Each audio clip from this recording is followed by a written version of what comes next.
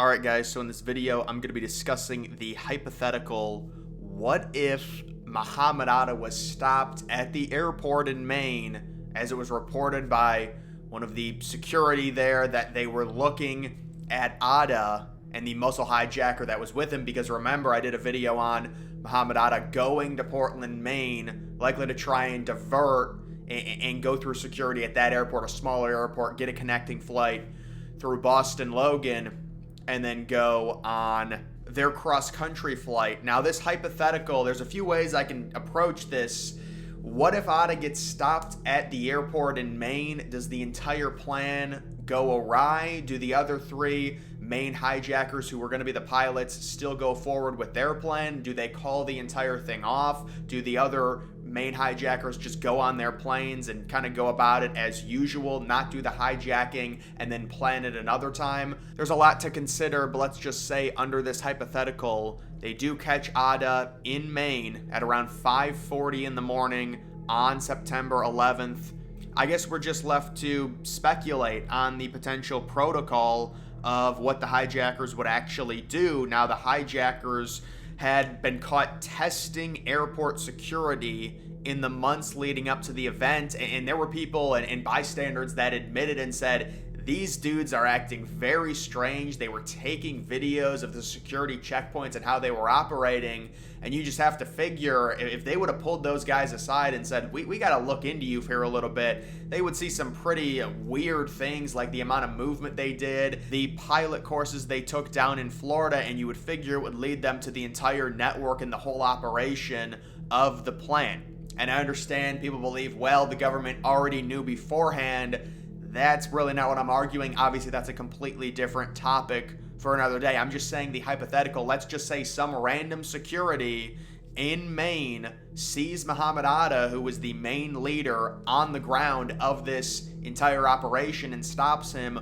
What would the potential protocol be? I would imagine they would have to just go forward with the plan, because you would think, unless Atta was really good about not connecting anything in terms of any of his devices, and I know they were communicating a number of ways, one of the ways being through a single email account. Basically, everyone has access and password to the same email, and you just go in and that's how you respond to each other. It doesn't create any type of email chain or anything like that. But you would think that if Atta was caught, would they have the time to potentially, like, let's just say they go through his luggage, they find some stuff, looks like potential box cutters, this guy's shady. Could they then trace that to the other hijackers in Boston in time? It'd be about 2-3 hours later. They would be taking off there, and I would imagine, again, the protocol for the hijackers would be to go forward with it, because at that point, you're risking getting caught, and obviously,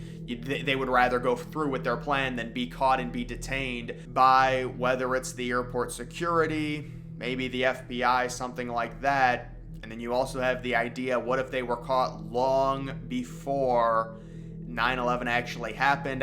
Would there still be a potential attack using possibly different hijackers if Atta's group was caught and several of them were found?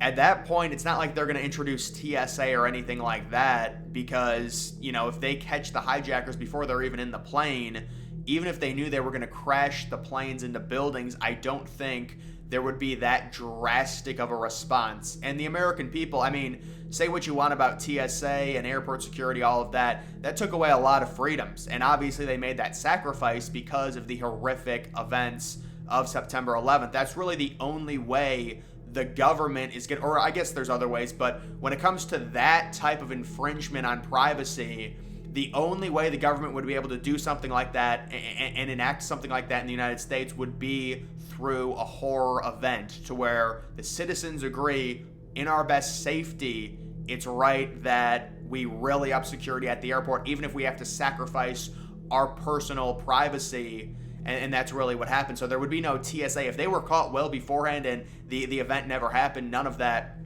would really matter. That's the same thing with like Building 7. People make a huge deal about Building 7 falling. Building 7 doesn't, you can say it matters because of the conspiracy, I get it, but like in the grand scheme of things, whether Building 7 fell or not, it would not really change anything in terms of the actual attack and both the towers falling. Everyone was evacuated out of that area by the time Building 7 fell anyways, but I understand the way Building 7 fell was very suspect. And then another thing I was reading, now this came out back in 2002, so who knows if this is accurate information, but there was a story of Mohamed Atta possibly visiting the South Tower observation deck. And not only that, apparently to the South Tower, he brought some type of device that rookie pilots use to get navigation. And apparently he wanted to track exactly where the World Trade Center, the Twin Towers were. And then possibly that was used while he was in the cockpit headed for the North Tower. Like the idea of having some type of navigational device and it tells you exactly where to go, because obviously even if you're going to take flight lessons, those guys had very minimal knowledge of all of the buttons inside the cockpit, where to go. So that could have been used. Imagine Atta going into one of the Twin Towers and getting the correct coordinates and setting, like, this is where we need to go on apparently some type of navigation device that young pilots use, but I don't know if that's actually true. I just saw it in an article. Either way, I thought it was very interesting. But when it comes to the hypothetical, I do think if Atta was caught, because another thing that I heard in a YouTube video was that there was a lower level security who was like, these guys, and this was at the main airport. Because remember, the photos of Atta and the muscle hijacker were in Maine. They were not in Boston. Everyone thinks they were in Boston. They were actually in Maine at the 5 a.m. flight, the 5:30 a.m. flight, the connector to Boston, and then they take the cross-country flight, turn the plane around and crash it. But there was a security guard who was like, these two guys, like, he was saying in his head, I'm 100% sure these guys are not, this is not good news. But he didn't do anything. And obviously that's an intuition thing, but it's like, what do you even do? You know, you have their bags checked. Does something come up? I don't know. But they pass through security very easily. Remember, this is pre-TSA, so it was going to be easier for them to make it through and then kind of assemble the fake bomb, assemble everything they needed to do to try and threaten the passengers. And then you've got the ultimate weapon, which is the airplane. Because remember, outside of like a nuclear bomb or some type of explosive device, if you're on just a normal passenger airplane, the biggest weapon on the airplane is the plane itself. And if you take control of the plane, that's going to cause the ultimate biggest damage by far. And that's exactly what they did. They crashed it into two buildings. The buildings fell. And obviously, it was a horrible scenario. And then you also have the situation in Arlington with the Pentagon being hit, and then the Shanksville, Pennsylvania crash as well.